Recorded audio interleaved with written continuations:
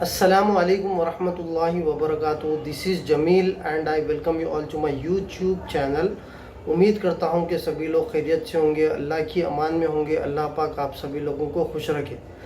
दोस्तों, चंद दिन पहले मुझे एक कमेंट आया कि अपने प्रॉफिट्स को कैसा प्यूरीफाई करना, और जो भी डिविडेंड हासिल होता है और जो भी कैपिटल गेन हमको हासिल होता है स्टॉक ट्रेडिंग के ज़रिए से या इन्वेस्टिंग के ज़रिए से, उसको कैसा प्यूरीफाई करना।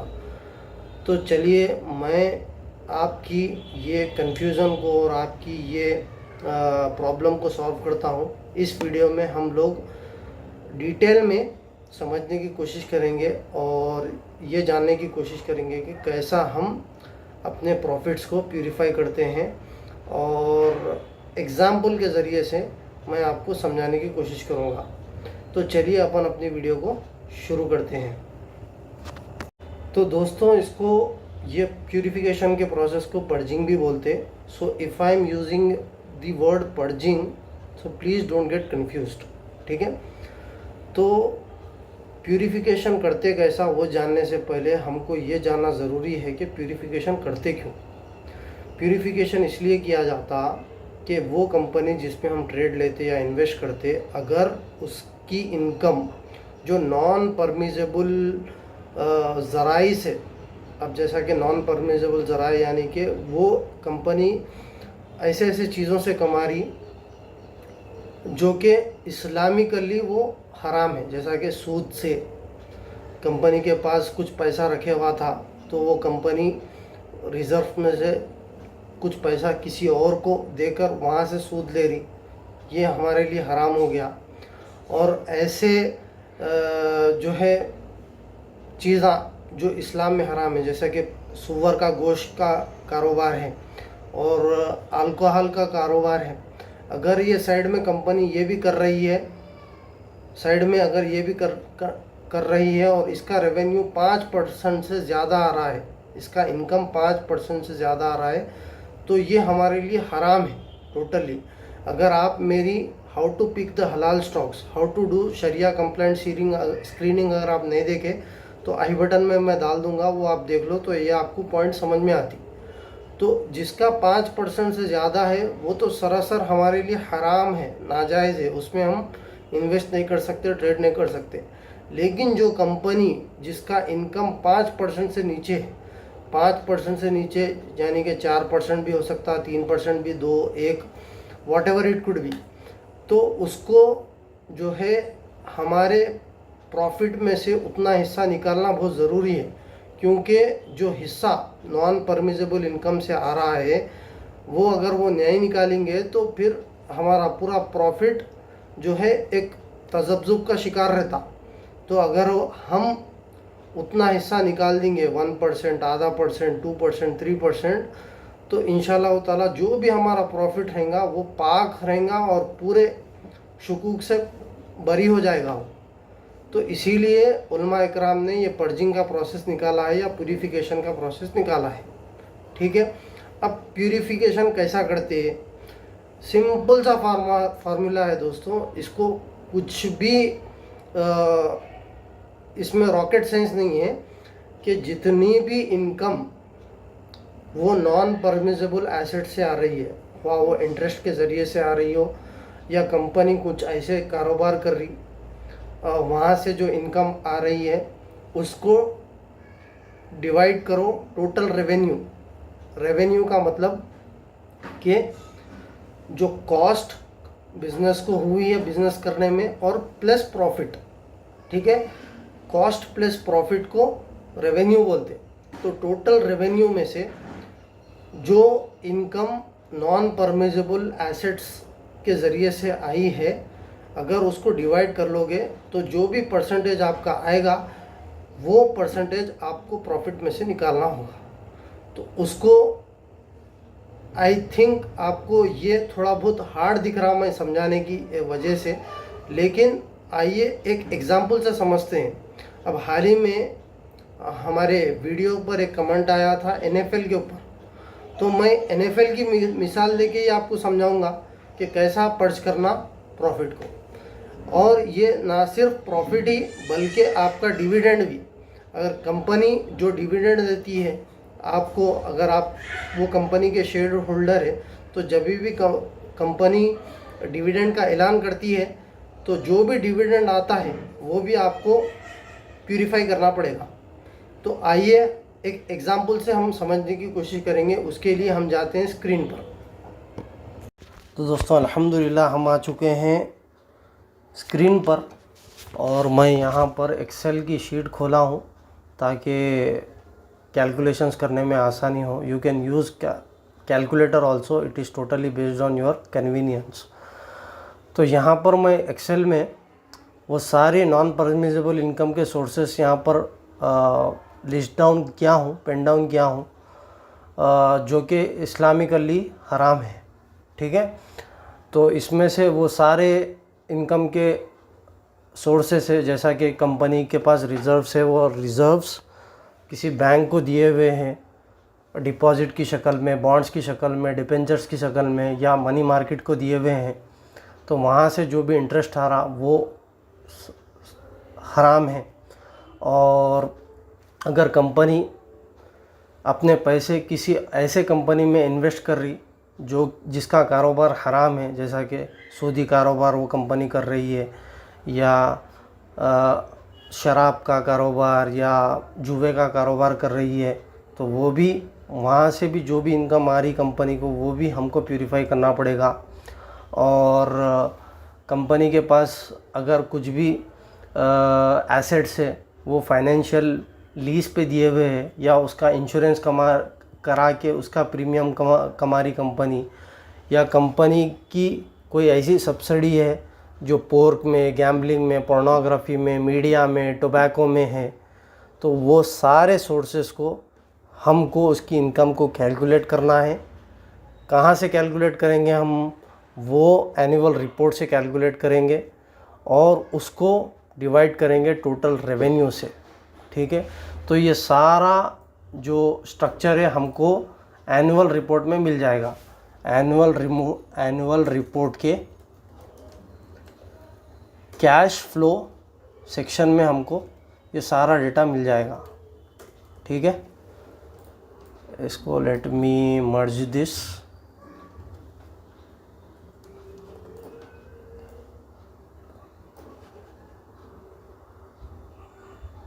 Yes, merge in the centre. ये कैश फ्लो और टोटल रेवेन्यू आपको कहाँ पर मिलेगा?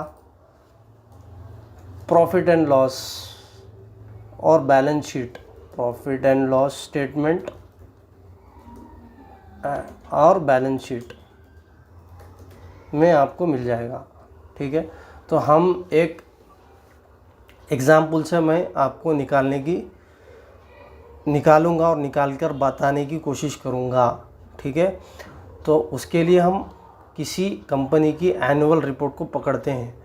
तो कुछ दिन पहले NFL में प्रॉफिट हुआ था एक भाई को, तो अब इस वीडियो में हम NFL को लेंगे। चलो, तो ताकि आपको, मैं गूगल खोल रहा हूँ, यहाँ पर गूगल में नेशनल फर्टिलाइज़र्स लिमिटेड, जैसा ही मैं खोलूँगा ये, तो यहाँ पर आपको कंपनी की वेबसाइट मिलेगी। कंपनी की वेबसाइट्स पे जैसा भी आप जाओगे तो वहाँ पर इन्वेस्टर डेस्क या इन्वेस्टर प्रेजेंटेशन या इन्वेस्टर एरिया ऐसा फोल्डर मिलता। वहाँ पर अगर आप जाओगे तो फाइनेंशियल रिपोर्टिंग आप क्लिक करोगे तो एनुअल रिपोर्ट को आप क्लिक करना। तो जैसा ही आप एनुअल रिपोर्ट को क्लिक कर लोगे तो आपको यहाँ पर सारे एनुअल रिपोर्ट्स जो पिछले 5 या 10 साल के आपको मिल जाएंगे। तो यहाँ पर 2 एनुअल रिपोर्ट से, एक हिंदी में है, always remember you have to pick the latest one. एक हिंदी में है, एक इंग्लिश में है। तो हिंदी अपने को आती नहीं, लिहाजा हम इंग्लिश में जाएंगे। तो as soon as you click on this English annual report, one PDF file will open. तो यहाँ पर मैं आपको बताऊँगा आसानी से कैसा आप इसको प्यूरिफाई करते निकाल के।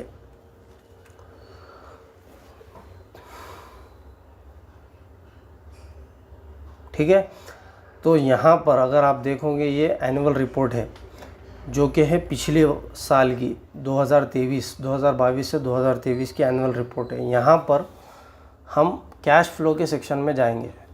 तो उसके लिए आपको कंट्रोल F मारकर कैश फ्लो मारो। आप यहाँ पर मेरे कर्सर को देखो, आप कैश फ्लो यहाँ पर अगर जैसे टाइप करोगे आप, तो आपको यहाँ पर इंडेक्स में पेज नंबर के साथ मिल जाएगा। तो इंडेक्स में अगर आप देखो तो 299 पेज नंबर, 299 पेज नंबर आप क्लिक करो तो immediately you will go to 299 page number. ठीक है, अगर आप 299 पेज नंबर पे जाओगे तो यहाँ पर ये कैश फ्लो सेक्शन है। कैश फ्लो सेक्शन में आपको तमाम वो ऑप्शंस को निकालना है जो कि नॉन परमिसेबल है इस्लामिकली। तो यहाँ पर अगर आप देखेंगे, यहाँ पर इंटरेस्ट इनकम बोलकर है। तो कैश फ्लो फ्रॉम ऑपरेशंस का मतलब कि कंपनी को वो पैसा जो इंटरेस्ट के ज़रिए से आ रहा, ऑपरेटिंग एक्टिविटीज़। अब ये ऑपरेटिंग एक्टिविटीज़ का मतलब कंपनी का जो मेन कारोबार है उसके ज़रिए से जो इंटरेस्ट कंपनी को आ रहा। मिसाल के तौर पर कंपनी करती क्या, फर्टिलाइज़र्स बेचती कंपनी। फर्टिलाइज़र्स का मतलब खाद बेचती किसानों को। तो किसी कस्टमर को कंपनी ने उधार दिया माल और उसके बिहाफ पे कंपनी ने इंटरेस्ट वसूल कर रहा, तो वो इंटरेस्ट ऑपरेटिंग एक्टिविटीज़ में आता है। तो इंटरेस्ट इनकम इसको कितना आया, 4.61। 4.61 यानी कि 4 रुपये नहीं है, ये 4 करोड़ रुपीस है।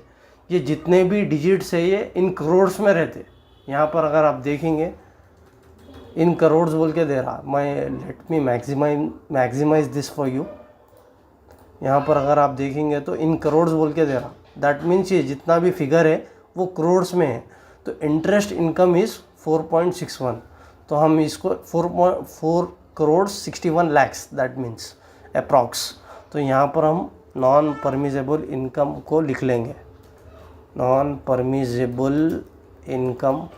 इसको हेडिंग दे देंगे और इसको बीच में दे देंगे ताकि ये यहाँ पर values non permissible interest income received from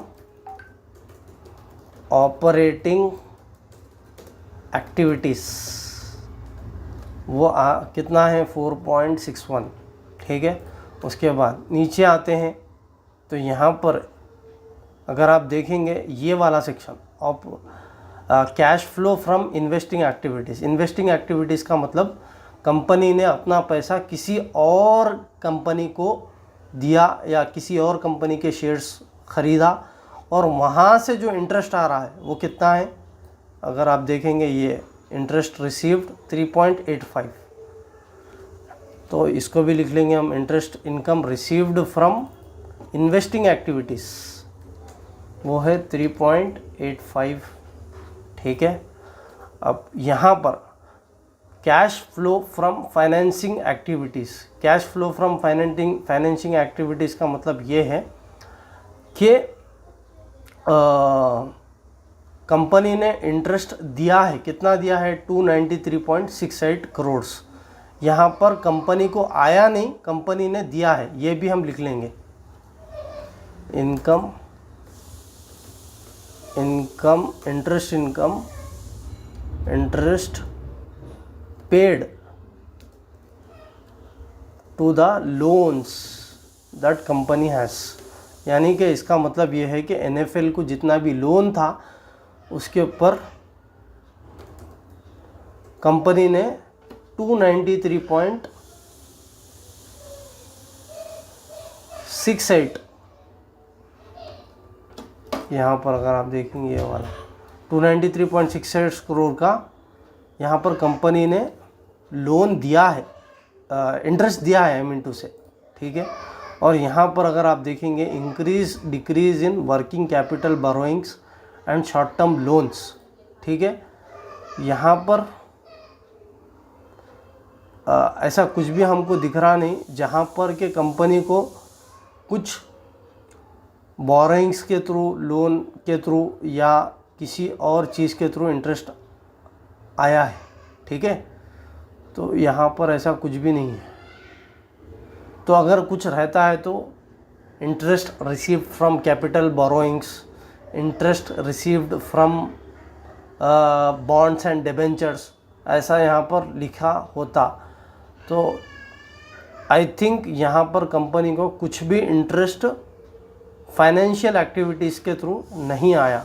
investing activities के थ्रू 3 करोड़ आया और ऑपरेटिंग एक्टिविटीज़ के थ्रू 4 करोड़ 60 लाख रुपए आए। तो ये हम लिख लेंगे, ठीक है। यहाँ पर कैच है, यहाँ पर कंपनी को अगर हम ये 2 सम कर लें, let me merge this, sum of this 2 कर लेंगे तो इसका मतलब ये है कि कंपनी ने 8 करोड़ 46 लाख रुपए इंटरेस्ट कंपनी ने वसूल किया और 293 करोड़ कंपनी को लोन्स के इंटरेस्ट कंपनी ने दिए है, बैंक्स को, फाइनेंशियल इंस्टीट्यूट्स को। और यहाँ पर अगर हम लिख लेंगे total interest income received and paid, तो ये सारे सम का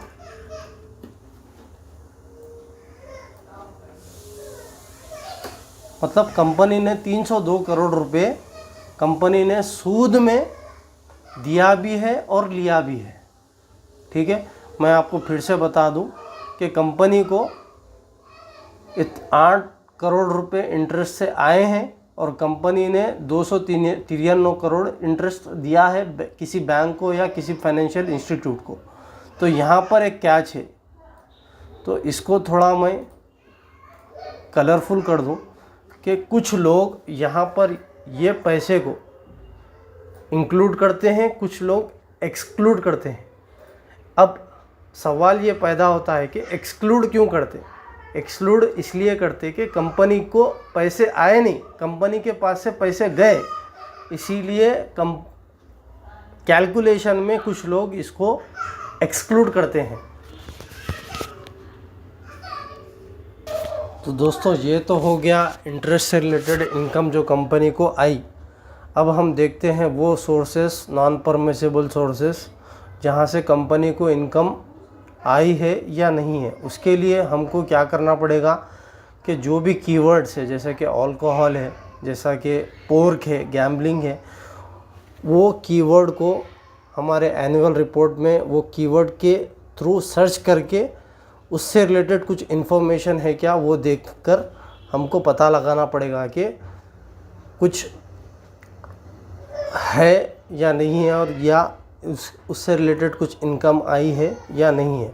मिसाल के तौर पर अल्कोहल है तो मैं एनुअल रिपोर्ट पर जाऊंगा और यहाँ पर कंट्रोल F करके अल्कोहल ALCOHOL अल्कोहल से रिलेटेड कुछ भी नहीं है इन्फॉर्मेशन, अल्हम्दुलिल्लाह। अब आते हैं गैम्बलिंग, GAMBLING नहीं है, अल्हम्दुलिल्लाह। अब आते हैं पोर्क यानी कि सुअर का गोश्त नहीं है। टोबैको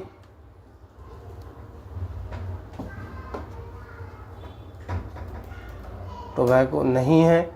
उसके बाद deferred cash, gold and silver का डिफर्ड नहीं है। तो मतलब नॉन परमिसेबल सोर्सेस से जो इनकम आई है वो भी अल्हम्दुलिल्लाह यहाँ पर ज़ीरो है। Permissible sources of income received is zero, ठीक है। तो यहाँ पर हमारा जो हराम तरीक़ों से जो भी कंपनी को पैसा आया वो ये सारा है। पैसा आया वो 8.46 है और पैसा गया 293 करोड़ से, और पैसा आया और गया ये पूरा मिला के 302.14 करोड़ है, ठीक है। अब नेक्स्ट पार्ट है हमारा टोटल रेवेन्यू को फाइंड आउट करना। वो बहुत आसान है दोस्तों। बैलेंस शीट पर जाइए, आप कंट्रोल F करके बैलेंस शीट मारिए। यहाँ पर balance sheet consolidated 297 page number पे। तो अब यहाँ पर आप 297 मारो इंशाल्लाह ताला यहाँ पर आ जाएगा 297। यस, बैलेंस शीट और profit and loss statement, yes, consolidated statement of profit and loss. यहाँ पर अगर आप देखो रेवेन्यू का जो सेक्शन है, ये वाला रेवेन्यू का सेक्शन में रेवेन्यू फ्रॉम ऑपरेशंस 29616.52, यानी कि इतने करोड़ की रेवेन्यू ऑपरेशन से, यानी कि कंपनी का जो कोर बिजनेस है उतने से ये इतनी रेवेन्यू जनरेट हुई। और अदर इनकम यानी दूसरे ज़राए से 192.62 करोड़, और टोटल रेवेन्यू है 29809.14 करोड़। तो हम ये इसको ले लेंगे 29809.14 करोड़ को कॉपी कर लेंगे और यहाँ पर लिख लेंगे, ठीक है। यानी कि कंपनी को टोटल रेवेन्यू का मतलब कॉस्ट, कंपनी की कॉस्ट प्लस प्रॉफिट, वो पूरा मिलाकर हुआ है 29809.14 करोड़। अब यहाँ पर मान के चलते हैं कि आपको प्रॉफिट होता है 10,000 रुपये, ठीक है। अगर आपको प्रॉफिट होता है 10,000 रुपये आपके ट्रेडिंग पे, इन्वेस्टमेंट पे या जो भी, तो उसको आप कैसा कैलकुलेट करेंगे। तो यहाँ पर अब अपने एतबार से आप प्यूरिफाई करिए।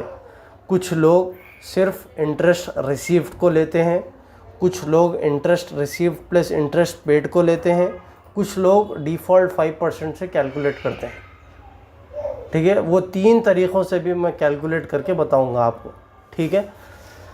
कैलकुलेशन, यहाँ पर हम लिख लेते हैं कैलकुलेशन का सिस्टम कैसा कैलकुलेट करना, और यहाँ इसको बोल्ड कर दूंगा मैं, ठीक है।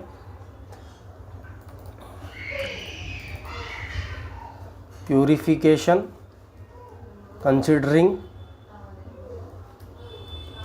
ओनली इंटरेस्ट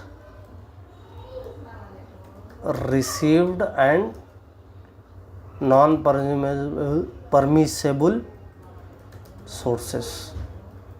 उसके लिए मैं क्या करूँगा, यहाँ पर नॉन परमिसेबल सोर्सेस तो ज़ीरो है, या बट इंटरेस्ट जो रिसीव हुआ ऑपरेटिंग एक्टिविटी से और इन्वेस्टिंग एक्टिविटी से वो कितना है 8.46, ठीक है, 8.46, ठीक है।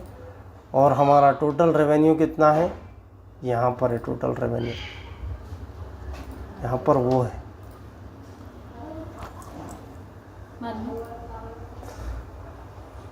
तो if I divide this amount with this amount,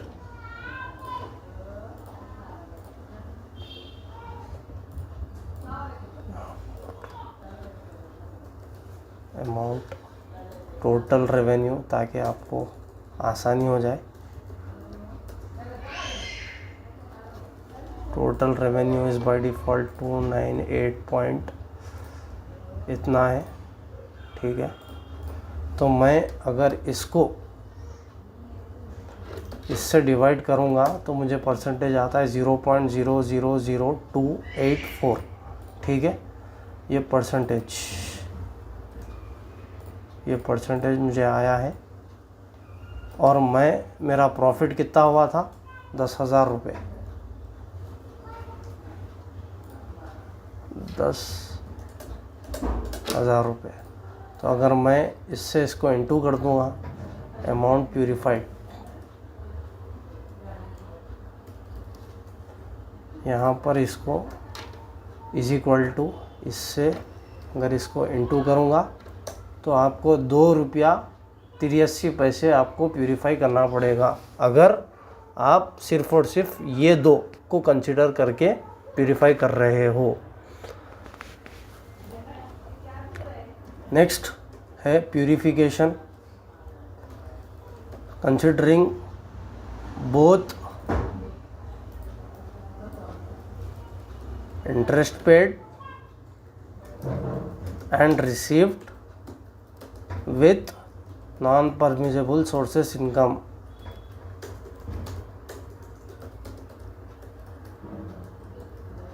वो कितनी है भाई लोग 302.14, क्योंकि हमको इंटरेस्ट इतना आया, इतना दिया कंपनी ने, तो 302.14 हुआ। और non permissible sources as usual 0 है। Total revenue as usual by default उतनी ही रहेगी।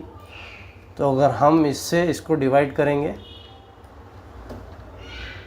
तो हमको कितना आया 0.010, यानी कि 0.01% आया। हमारा प्रॉफिट कितना है 10,000 रुपये है। ठीक है, अगर मैं इससे इसको इंटू करूँगा, मल्टीप्लाई करूँगा परसेंटेज से मेरे प्रॉफिट को, तो मुझे 101 रुपया सदका करना पड़ेगा। ठीक है, यहाँ पर इसको हाईलाइट कर लेंगे। और कुछ लोग बाय डिफ़ॉल्ट 5% से मार देते हैं। बाय डिफ़ॉल्ट 5% से जितना भी ट्रेडिंग का प्रॉफिट होता है बाय डिफ़ॉल्ट 5% से कर देते हैं। तो अगर आप बाय डिफ़ॉल्ट 5% से कर लो तो यहाँ पर 5 अगर आप लो तो 5% का डेसिमल पॉइंट कितना होता है 0.05। ठीक है, 0.05 5% होता है। ठीक है, आपका प्रॉफिट एज यूजुअल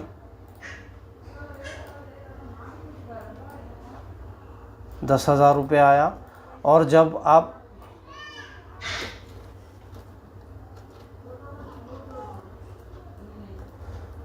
अगर आप जब बाय डिफ़ॉल्ट 5% से करोगे तो आपको ये सारे कैलकुलेशंस करने की ज़रूरत नहीं पड़ेगी, इसीलिए मैं इसको आइफन कर रहा हूँ। ठीक है, और आपको 10,000 रुपये प्रॉफिट हुआ है। अगर मैं इससे इसको मल्टीप्लाई करूँगा तो आपको 500 रुपये, आपके 10,000 रुपये में से आपको 500 रुपये आप सदका बग़ैर नियत के, सवाब के, बग़ैर सवाब की नियत के आप सदका कर दोगे। तो यहाँ पर अपने अपने एतबार से लोग करते हैं। कुछ लोग ये तरीक़ा इस्तेमाल करते हैं, कुछ लोग ये तरीक़ा इस्तेमाल करते हैं, कुछ लोग ये तरीक़ा इस्तेमाल करते हैं। तो मैं आपको 3 भी तरीक़े बता दिया। पहला तरीक़ा जिसमें खाली कंपनी को इंटरेस्ट आया उसके ज़रिए से प्यूरीफाई किए।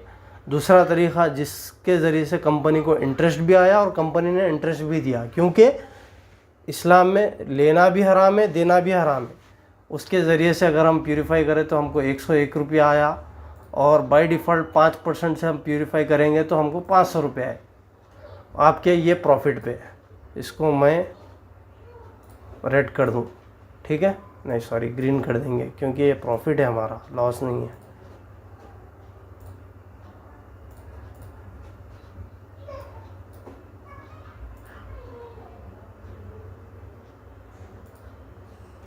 ठीक है, ये तो ये था तरीक़ा प्यूरीफाई करने का।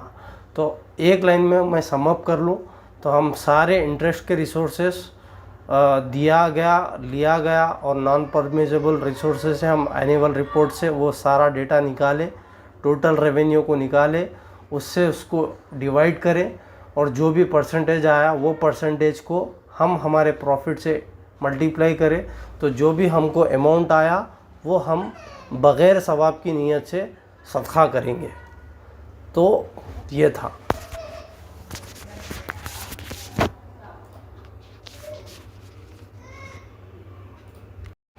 तो दोस्तों अल्हम्दुलिल्लाह हमने अभी सीखा किस तरह हमारे डिविडेंड को और हमारे कैपिटल गेन को या प्रॉफिट को कैसा प्यूरीफाई करना। तो आप अगर आपको ये समझ में नहीं आया तो फिर से आप देखो, फिर से आप इसको समझो और 2, 3, 4 बार देख लो। इंशाल्लाह ताला आपको प्यूरीफाई कैसा करना समझ में आ जाएगा। और जो क्राइटेरिया मैं बताया था आप अपने एतबार से सदका करो बग़ैर नियत के, बग़ैर सवाब की नियत के, आई मीन टू से। और दूसरी चीज़, ये सारे कैलकुलेशंस के लिए मार्केट में लोग चार्ज कर रहे हैं। लोग हराम हलाल स्टॉक को कैसा पिक करना और प्यूरीफाई कैसा करना, उसके लिए लोग 1000 रुपये, 2000 रुपये ईयरली और मंथली बेसिस पे लोग दे रहे हैं पैसे। तो अब ये सिंपल सी कैलकुलेशन आप खुद करना सीख गए तो आपके पैसे बच जाते और आप उन एप्लीकेशंस को देने की ज़रूरत नहीं पड़ती। तो ये सिंपल सा कैलकुलेशन है जो हर कोई सीख सकता है। तो मेरी आपसे, अगर आपको ये वीडियो समझ में नहीं आया तो फिर आप एक बार, दो बार, तीन बार देखो, इंशाल्लाह ताला फिर से आपको ये वीडियो अच्छी तरह से समझ में आ जाएगा। तो that's it from my side. मैं उम्मीद करता हूँ कि आपको ये वीडियो पसंद आया होगा। अगर पसंद आया है तो प्लीज़ इसको शेयर करें, इस नॉलेज को, और मेरे लिए दुआ करें। मैं मिलता हूँ अगली वीडियो में, तब तक के लिए अल्लाह हाफिज़। अस्सलामु अलैकुम वरहमतुल्लाहि वबरकातुहू।